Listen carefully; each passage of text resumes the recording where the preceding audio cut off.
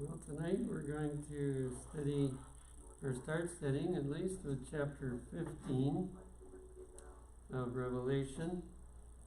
And our main title is Unravelling Revelation.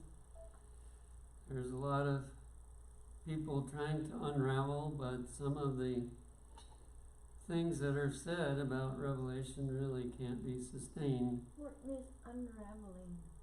It means to straighten it out where it becomes plain. Oh. You know, like if you have a rope and it's all tangled up, Okay. you gotta try to pull it loose and get it straight where you can benefit from it. And this is part 10, the 10th lecture. So we'll start with verse 1. And I saw another sign in heaven, great and marvelous, 7 angels having the 7 last plagues, for in them is filled up the wrath of God. So you remember last week we saw that those that receive the mark of the beast will receive 2 things. They'll receive the wrath of God, and they will, which is poured out without mixture, and they will receive, they'll be put into hellfire. So you can see why Revelation is doing everything possible to warn people not to receive the mark of the beast, because God doesn't like to have to do those things, but they are necessary in the line of justice. So he has to do it if they don't respond. So then we're going to look a little more at this wrath of God. And I saw, verse 2, and I saw as it were a sea of glass, mingled with fire, and them that had gotten the victory over the beast, and over his image, and over his mark, and over the number of his name, stand on the sea of glass, having the harps of God. And they sing the song of Moses, the servant of God, and the song of the Lamb, saying, Great and marvelous are thy works, Lord God Almighty. Just and true are thy ways, thou King of saints. Who shall not fear thee, O Lord, and glorify thy name? For thou only art holy. For all nations shall come and worship before thee, for thy judgments are made manifest. So here we see that special group of people again, and this time it talks about, they sing the song of Moses because they were delivered out of Egypt, as it were, just like, you know, God delivered the Israelites led by Moses out, and they also sing the song of the Lamb. And so before we talk more about the plagues, it presents the group that don't get hurt by the plagues. They are happening around them, but they don't suffer loss of life from it. Then verses 5 through 7, and after that I looked, and behold, the temple of the tabernacle of the testimony in heaven was open. Now it's making a point here about the temple and the fact of the 10 Commandments, because the ark where the 10 Commandments were put under the mercy seat, it was called the Ark of the Testament. And so this is what is going to be opened, and the people are going to see those 10 Commandments. And you know, we've had it explained that God's hand is going to hold 10 Commandments. Around the 4th commandment, there's a circle of light, And the beast and the image to the beast and all those people who had convinced themselves that they were right, they see, no, we were wrong. Absolutely wrong. And these people that we were persecuting, they turned out to be right. And so we're going to be lost and they're going to be saved. So this opening of heaven is an incredible moment for both God's people and the lost. Verse 6, and the 7 angels came out of the temple, having the 7 plagues, clothed in pure and white linen, and having their breasts girded with golden girdles, or we'd probably say a belt.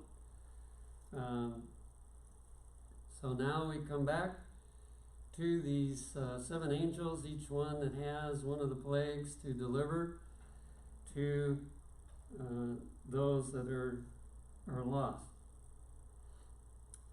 And one of the 4 beasts gave unto the 7 angels 7 golden vials full of the wrath of God, who liveth forever and ever. So I'm not sure what the significance is of the beast giving, but apparently that was their assignment, to give to each angel the task of bringing one of the plagues. And then we finish this chapter with verse 8. And the temple was filled with smoke from the glory of God and from his power, and no man was able to enter into the temple till the 7 plagues of the 7 angels were fulfilled. So here we see the mediatorial work of Christ is not carried on during the plagues. The righteous don't need it because they have gotten the victory over every evil thing in their life, and they don't need to bring their sins and confess them before Jesus. The wicked aren't interested, and even if they were, it would be too late, but they're not interested. So the temple, or the sanctuary in heaven, is pictured as filled with smoke, and when you have smoke, you can't see, right? It stops you from seeing. So nobody was able to enter into the temple until the 7 plagues of the 7 angels were fulfilled or finished. So that's kind of an introduction to the next chapter, which one by one talks about those plagues. Verse 1, and I heard a great voice out of the temple saying to the 7 angels, go your ways and pour out the vials of the wrath of God upon the earth. So the command is given, and they seem to be delivered one by one as far as we can tell. Verse 2. Well, first, here's an important fact. These plagues are not universal, or the inhabitants of the earth would be wholly cut off. Yet they will be the most awful scourges that have ever been known to mortals. And when you read the 10 plagues that happened to Egypt, some of them are pretty rugged, pretty rough. And we've had all kinds of bad things happen in the earth. They seem to be getting more and more. But none of the ones that happened before the 7 last plagues will have any comparison to what these are like. And they are so bad that if they were worldwide, there wouldn't be anybody left alive of the wicked to witness Christ's coming. Verse 2 gives us the first plague. And the first went and poured out his vial upon the earth, and there fell a noisome and grievous sore upon the men which had the mark of the beast, and upon them which worshipped his image. So here we see the target audience, those that receive the mark of the beast, those that listen to the image and worship the image to the beast. Now this sword is so bad that people cry out in pain. It's not something they can endure silently, but it is extremely painful. It makes the boils of Job look like nothing. It makes the plague of Egypt that was of a similar nature like nothing. And the agony of the people that get those is beyond our comprehension. Second plague, verse 3. And the second angel poured out his vial upon the sea, and it became as the blood, notice what kind of blood? Of a dead man. Not a living person, but a dead person. You know, blood that's coagulated and just thick and so on. And every living soul died in the sea. So all the fish that were there died, and any other sea creatures. When it says sea, it's no doubt talking about the ocean here. And again, we remember these are not universal, so it doesn't tell us exactly what part of the earth each one of these will fall on. Sometimes it tells us who are the ones that are going to receive it, but in the third plague is similar, starting in verse 4, and the third angel poured out his vial upon the rivers and fountains of waters, and they became blood. So it starts with the ocean, and then the freshwater places are turned to blood as well. And under the third plague, we have this comment. Verse 5, and I heard the angel of the waters say, Thou art righteous, O Lord, which art and wast and shalt be, because thou hast judged thus. Why did they get this plague? For they have shed the blood of saints and prophets, and thou hast given them blood to drink, for they are worthy. And I heard another out of the altar say, Even so, Lord God Almighty, true and righteous are thy judgments.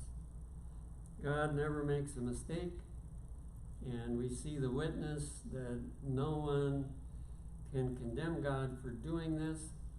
It is the proper punishment for what they have done. They have enjoyed killing God's saints. They have enjoyed torturing them and doing anything they could to make their life miserable, putting them in prison with horrible accommodations, and all the rest.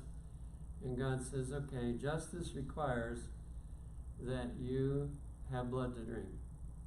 And so, in Egypt, when they had that plague, they were able to dig in the sand and get some pure water, but I doubt that they'll be able to this time. They're going to, no matter where they go, they're just not going to be able to find water. And these plagues, don't last forever either. But it's going to be a horrible time for them. Then we come to the fourth plague, verse 8. And the fourth angel poured out his vial upon the sun, and power was given unto him to scorch men with fire. And men were scorched with great heat.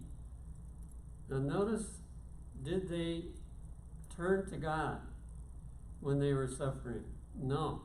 It says, and blasphemed the name of God. which hath power over these plagues, and they repented not to give him glory. Now that shows us these people are hopeless. In other words, there's nothing God has tried by blessings given to call them to him, and they wouldn't listen to that. Then he removed the blessings and let them suffer, and they don't listen to that. And those are the only two methods God has. If people don't listen to the second one, there's no other hope. So instead of having any kind of sorrow for what they have done, what they've been doing, they just blaspheme God all the more. You know, I've heard people like that even that are alive now. If life gets rough, they just blame God and they curse him, and they don't turn to him. They just curse his name that he has allowed those things to happen to them. So it shows that God doesn't, destroy those that have any hope of salvation. Now this is not just, sunburn that it's talking about here. This is actual bodily damage to the person with this sun, the power of the sun. Now the Old Testament recorded some of what's going to happen under that plague. In Joel 1, verses 10 to 12 and 17 to 20, it says, "The land mourneth," it should say, "because the harvest of the field is perished." So when this scorching heat comes, it doesn't just burn men and women, it burns up the crops, and so it damages their food supply. All the trees of the field are withered. So even, this is like that 3 years of drought in the time of Elijah. The drought went so long that even the trees withered up. And of course their crops didn't bear. All the trees of the field are withered because joy is withered away from the sons of men. So the condition of their life is exhibited by nature around them.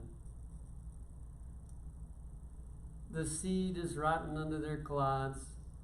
In other words, there's not enough moisture to even make the seeds, open up. The garners are laid desolate. How do the beasts groan? Poor animals, they have to suffer. They haven't done anything wrong to cause them to suffer, but they have to suffer with the humans. The herds of cattle are perplexed because they have no pasture. The rivers of water are dried up. So with the sun, it had been turned to blood, but now it's dried up. They don't even have any rivers of water are dried up. And the fire hath devoured the pastures of the wilderness. Also in Amos 8, verse 3, says, "The songs of the temple shall be howling in that day." So they still have a religious habit, so they still go to church, I guess, during the 7 last plagues. But it says when they go to the sanctuary, to the temple, that their songs shall be howling in that day, saith the Lord. There shall be many dead bodies in every place. They shall cast them forth with silence. So, in every plague, some people die. And there's so many of them that die that they don't have time to bury them. They just throw them out. It says in every place with silence. What can they do? They can't stop it. And there's no hope for them, really. Fifth plague, verses 10 and 11. "And the fifth angel poured out his vial upon the seat of the beast." We know the beast to be papacy. We know the city where the beast is Rome. So this plague is especially targeting the headquarters of Sunday. And the fifth angel poured out his vial upon the seat of the beast, and his kingdom was full of darkness, and they gnawed their tongues for pain. I don't know if you've been in a cave when they turned out all the lights, and the darkness is so deep, it feels like it's pushing on you. Well, you never felt like chewing your tongue for pain, did you? So this darkness is far worse than that darkness. They gnawed their tongues for pain. And notice their reaction. Did they say, oh, we shouldn't have made people keep Sunday? And blasphemed the God of heaven because of their pains and their sores. So they still had the sores from the first plague, and repented not of their deeds. So the seed of the beast receives, we know for sure, at least those two plagues, the plague of sores and the plague of darkness, which is so intense, and they're still suffering from the sores at the same time.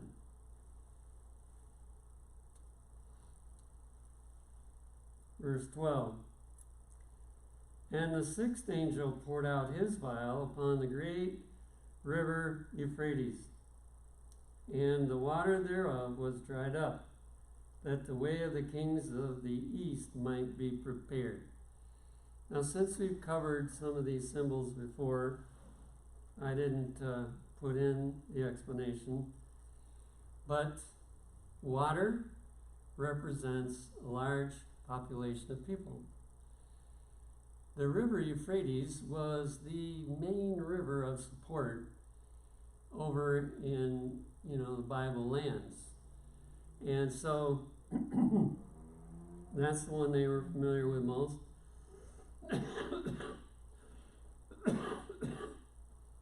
The river Euphrates here is really all the followers of the papacy and the image of the beast. It has become like a mighty river that nothing can stand in its way.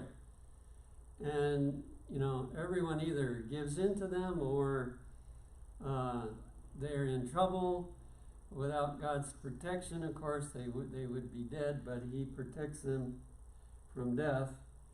And so what this is talking about is that when the temple is opened in heaven, and that hand comes showing them the fourth commandment with a circle of light around it, it stops them in their tracks. It's like the river dries up. It's gone.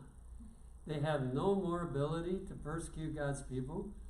They have no more power to do anything against God's people, because it's like the river all of a sudden dried up.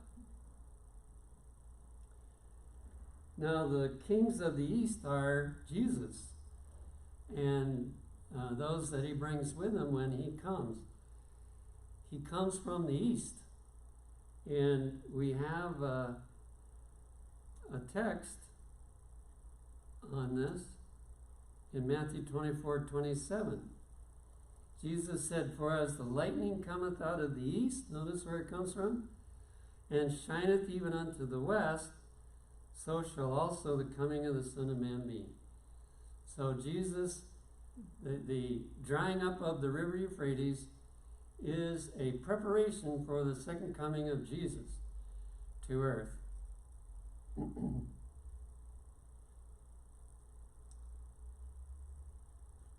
Now verses 13 and 14. And I saw 3 unclean spirits like frogs come out of the mouth of the dragon, and out of the mouth of the beast, and out of the mouth of the false prophet. Now this text is explaining, how did this river Euphrates get so big? How did they get so many people to follow the beast and his image, and thus become Babylon the Great? Well, there were 3 unclean spirits And it says they looked like frogs. And these three spirits came out of the mouth of the dragon. They also came out of the mouth of the papacy, the beast. And they came out of the mouth of Protestants, which is basically the image to the beast, because we're a Protestant country by and large. So, what in the world could be these three frogs? Well, if you think about a frog, one of the predominant features of a frog is his tongue. And his tongue is used to catch his food, his prey. Some of them have a very long tongue. They can go out maybe, 3 feet and catch a fly or whatever it is that they're catching. And so the devil uses the tongue to get people behind his program. Well, we know the dragon represents the devil from a previous chapter. And in a special sense, it represents spiritualism, which is the way in which the devil works to try and trip people up through spiritualism. The beast, of course, we know is the papacy, and the false prophet is Protestantism. However, all three of these have these three things in common as to how they got corrupted. Okay, what are they? This, I believe, is the three. As I've watched, how is the devil deceiving people today? These are the three ways, primary ways that he's doing it. First one is the devil's use of music. The devil was a musician in heaven. He was the leader of the choir. But now that he's an evil person, he knows how to twist music and make it evil. And, a lot of times people say, oh, my music is good. What they don't know is it's making it hard for them to live the Christian life because it's undermining their spiritual life. We have to understand how to recognize music that is appropriate for heaven and music that's not.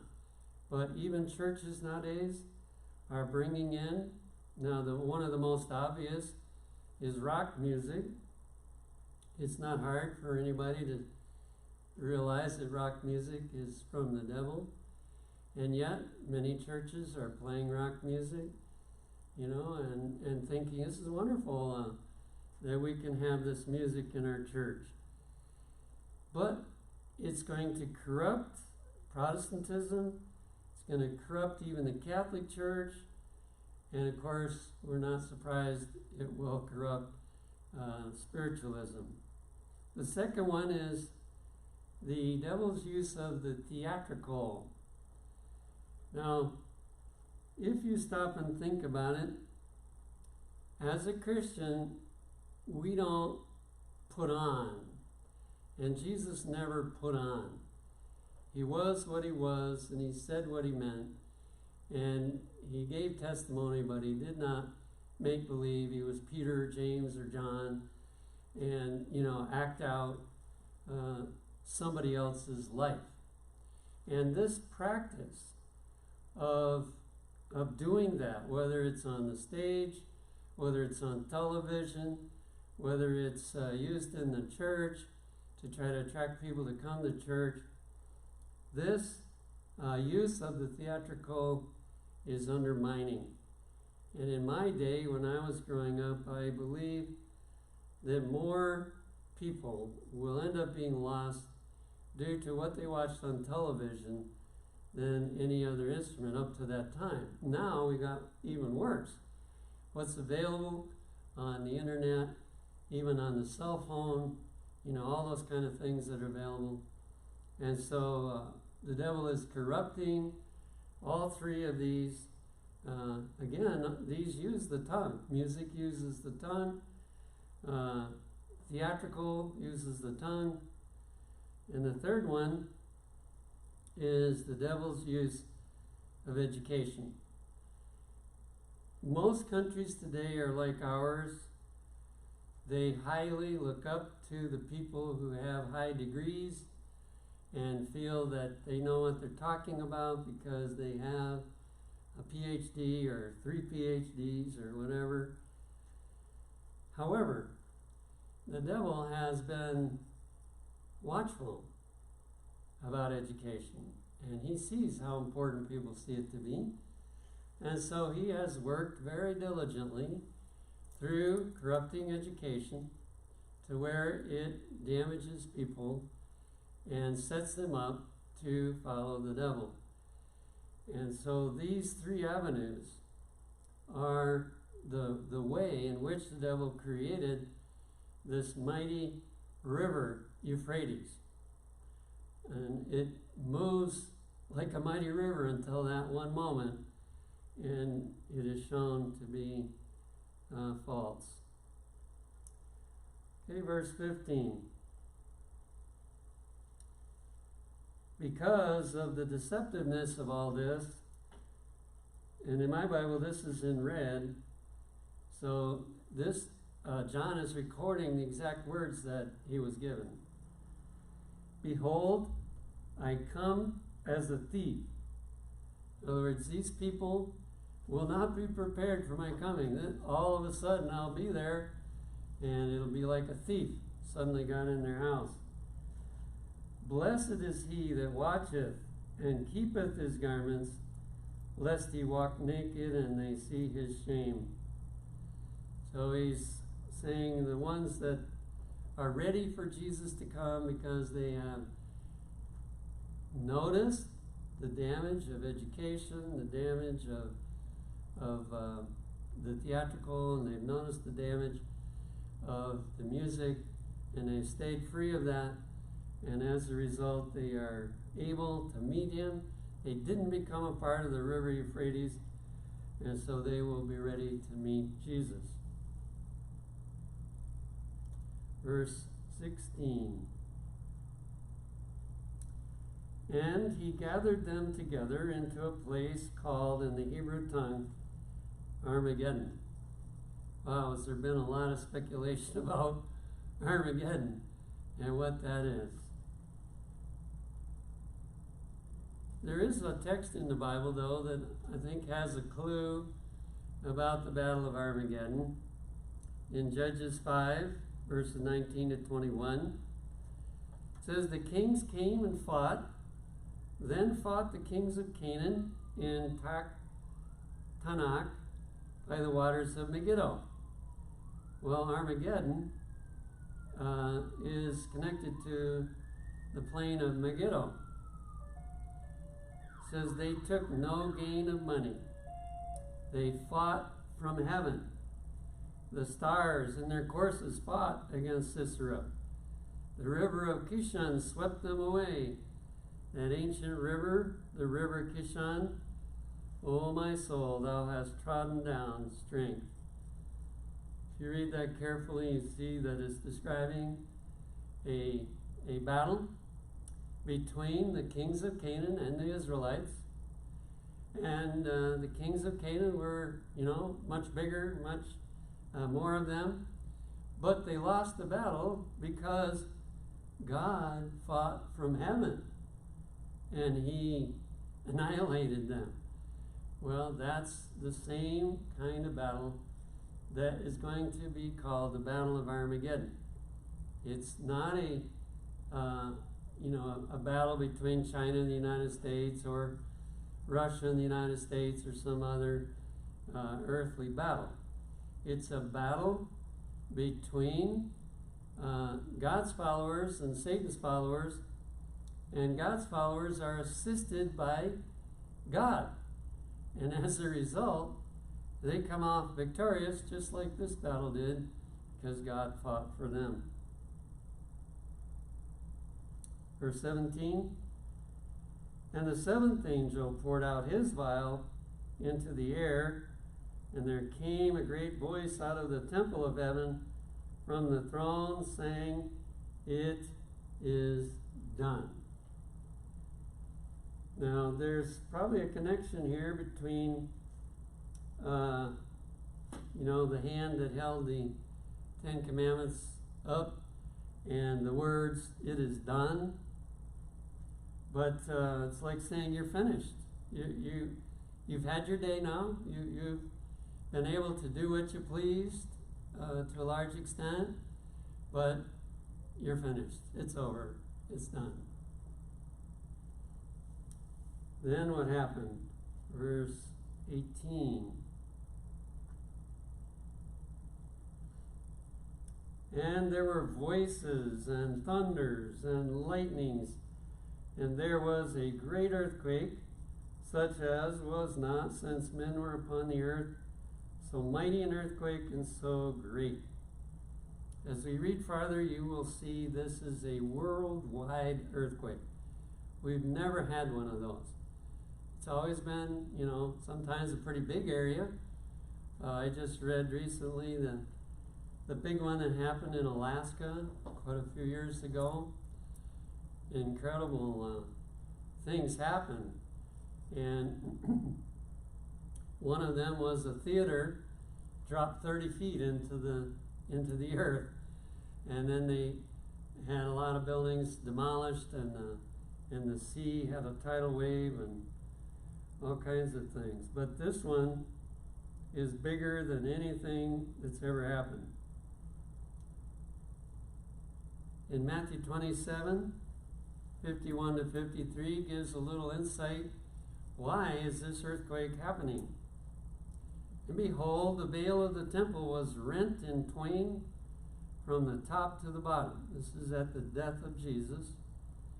And the earth did quake, and the rocks rent, and the graves were opened.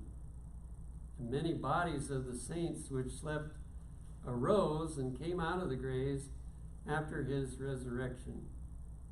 So this earthquake, one of the purposes of it is to reach all the saints that have been buried since Adam and Eve all the way down to our day.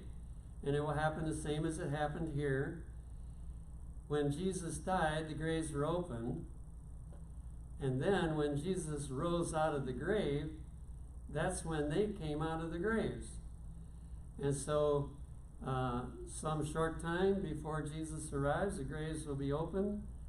And then when Jesus actually arrives, he will call his saints out of those graves to be alive again. So the earthquake was before Jesus died and after Jesus' resurrection. So there are two, right? Well, there was a sort of an earthquake when the angel came, but that was very localized. The main earthquake was when he died. Yeah, okay. Yeah. And when he resurrected, that also another. There was a shaking of the earth. That's what knocked down the soldiers. They fell down because of the earth was shaking. Oh. Yeah. Okay, verses 19 to 21 tells us some of the things that happened. And the great city, that's Rome, and in a sense here it's talking about Babylon the Great, which is a worldwide uniting together. And the great city was divided into three parts, and the cities of the nations fell. Notice that. Every big city on planet Earth is going to be demolished in this earthquake. So, there's a huge list of big cities in this world. But it says, and the cities of the nations fell.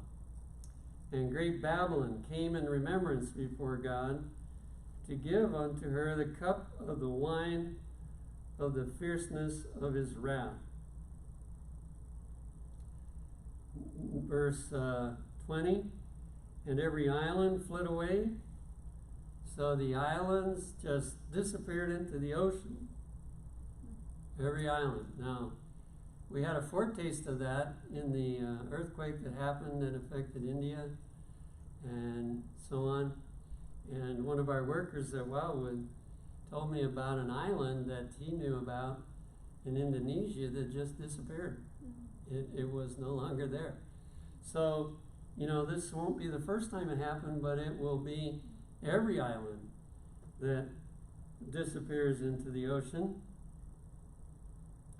In verse 21, and there fell upon men a great hail out of heaven, every stone about the weight of a talent, and men blasphemed God because of the plague of the hail, for the plague thereof was exceeding great.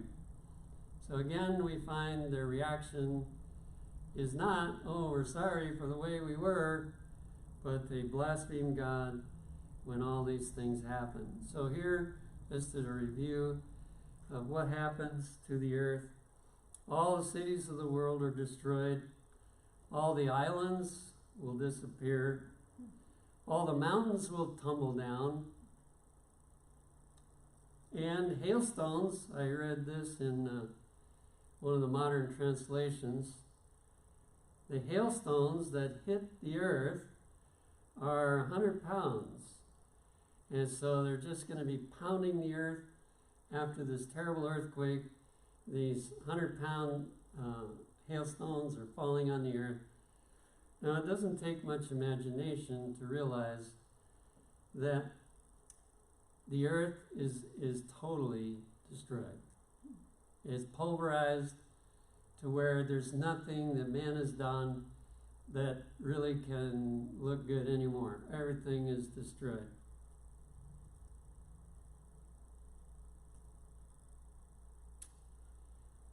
Now we move to chapter 17. It looks like we may be able to do it. And there came one of the 7 angels which had the 7 vials, and talked with me, saying unto me, Come hither, I will show unto thee the judgment of the great whore that sitteth upon many waters. So here is another reference to the papacy that in this one it is represented as a whore, or a woman that's got many lovers instead of the one she's supposed to love. And of course, the one she's supposed to love is Jesus, but the papacy hasn't done that. And so this angel is going to explain something to John about this power, with whom the kings of the earth have committed fornication, and the inhabitants of the earth have been made drunk with the wine of her fornication. And we studied earlier, the wine is false doctrine that is hatched up by the papacy to try to convince people that what God's people are teaching is not right. And since they have many, supposedly great scholars and people with strings of degrees and everything, then most people listen to them. They say, well, they're probably right. And even the political leaders have listened to them, and the people in general. This is what has made the great river Euphrates develop. Verse 3. So he carried me away in the spirit into the wilderness, and I saw a woman sit upon a scarlet-colored beast, full of names of blasphemy, having 7 heads and 10 horns. That reminds us of chapter 13. So in that chapter, in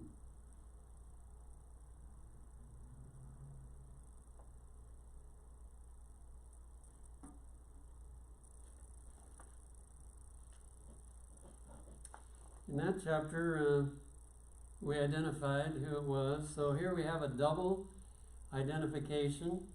It's the spiritual leader who has not been faithful to Jesus, and has committed fornication with other gods.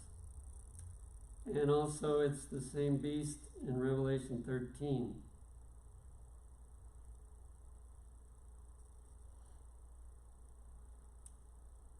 Okay, verse 4. And the woman was arrayed in purple and scarlet color, and decked with gold and precious stones and pearls, having a golden cup in her hand full of abominations and filthiness of her fornication. So we see here another clue. In fact, these chapters that we're studying now has so many clues that no one should have any difficulty finding who it is. The wealth of the Catholic Church is incredible. Nobody knows how much wealth they have. But a friend of mine one time, when I was talking to him about the United States debt, you know, our debt is just unreal. It would take all the money of all of us, all of what we have in the bank, all of what we got for retirement, and all of our income to pay the debt. So we'd be penniless. He said, well, there's only one place where the American debt could be paid. He said the Catholic Church could pay it. And so the scene of wealth here, this woman, she's decked with gold and precious stones and pearls, and she drinks out of a golden cup, but her cup is full of her filthiness and sinfulness. Verse 5, and upon her forehead was the name written, Mystery, Babylon the Great, the mother of harlots and abominations of the earth. So here is another clue. The Catholic Church believes that they are the mother of the Protestants. They consider the Protestants separated brethren. They came out of the Catholic Church when they realized the false teaching of the Catholic Church. They came out. But now we see that they have united with the Catholic Church again. And so she is truly the mother of a lot of other harlots who are not worshiping Jesus either, even though they claim they are. Verse 6, and I saw the woman drunken with the blood of the saints and with the blood of the martyrs of Jesus. And when I saw her, I wondered with great admiration. Another clue, it is the power that has, I would have to say, enjoyed destroying God's people. And we know that from the Dark Ages, what they have done. And we know from prophecy that they're going to do it again. And they have done it again. I remember one story I read, very fascinating. This colporteur, Adventist colporteur, did a lot of work among the Catholic people of Canada and later some of the northern states. And one day he knocked at a door and he was ushered in by a priest. And the priest took him to a room in the house, and he was surrounded by, I don't remember how many, maybe a dozen priests. And he could see he was not going to get out of there alive. That they were going to do him in. They were frustrated with his selling of the book, Great Controversy, and how it was opening people's eyes to, what the Catholic Church was like. And so they were talking to him, and he noticed that if he made a rush for the door, he might be able to get out. And so when they weren't expecting it, he dove for the door, and he got it open enough to get out the door. He ran down the hallway, opened the front door, and rushed out. And right at that moment, there was a bus had stopped to pick up passengers, and he jumped on the bus, and he got away. So, God protected him from the wrath. But this, if they can get away with it, they will do it even now to the people that they hate. Verse 7, and the angel said unto me, wherefore didst thou marvel? I will tell thee the mystery of the woman, and of the beast that carrieth her, which hath the 7 heads and 10 horns. So he said, don't worry, I'll explain who it is to you. Verse 8, the beast that thou sawest was and is not. Remember, the papacy had 2 periods of power. It was a beast that was, and then for a while it wasn't, and then it came back again. And shall ascend out of the bottomless pit and go into perdition. And they that dwell on the earth shall wonder, whose names were not written in the book of life from the foundation of the world, when they behold the beast that was and is not and yet is. To me, this is a very big clue. There is no power that the Bible talks about that ever had 2 periods of existence except the papacy. And so it makes it easy to label who it is. Then a big clue is given in verse 9. And here is the mind which hath wisdom. In other words, if you can figure this out, you'll know who it is. The 7 heads are 7 mountains on which the woman sitteth. Most everyone has heard that Rome is built on 7 hills. The 7 hills of Rome. So, here we find another clue helping us to identify this power. Verse 10, and there are 7 kings, 5 are fallen, and 1 is. And the other is not yet come. And when he cometh, he must continue a short space. Now remember, it had 7 heads. The beast had 7 heads. And of course, each head would have a king. And so this is explaining that altogether there's 7, but 5 have already disappeared off the stage of action. And there's 1 that's in power now. And there is 1 that's going to come to power in the future.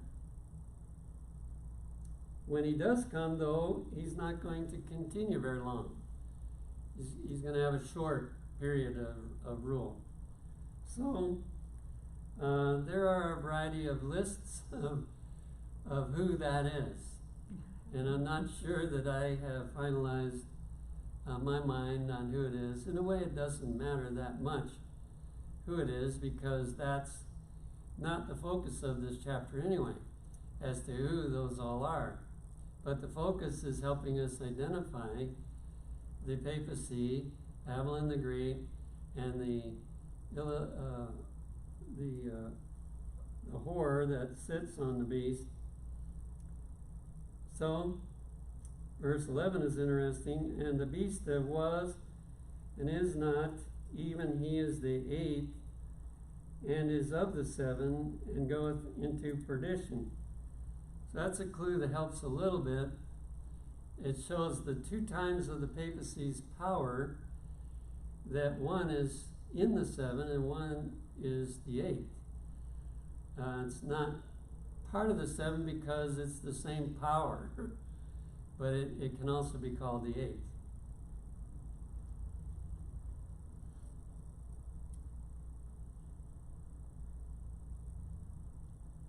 Verse 12, and the 10 horns which thou sawest are 10 kings. Remember, this beast had 7 heads and 10 horns. So the 10 horns also represent 10 kings, which have received no kingdom as yet, but receive power as kings 1 hour with the beast. So this, the word, when the number 10 is used, it can mean literally 10, like in Daniel, 10 toes represented 10 actual kingdoms. But it can also represent worldwide. So we don't know whether in the last days there's going to be 10 actual political powers that unite with the papacy. We don't know whether it's that or whether it simply means everybody who has a kingdom has united with the papacy. The 7 heads represent the 7 powers that have been used by the devil to hurt God's people. That's the 7 heads. But the 10 horns represent a final group of leaders who have united with the papacy. They drunk the poisonous doctrines of the papacy and have united with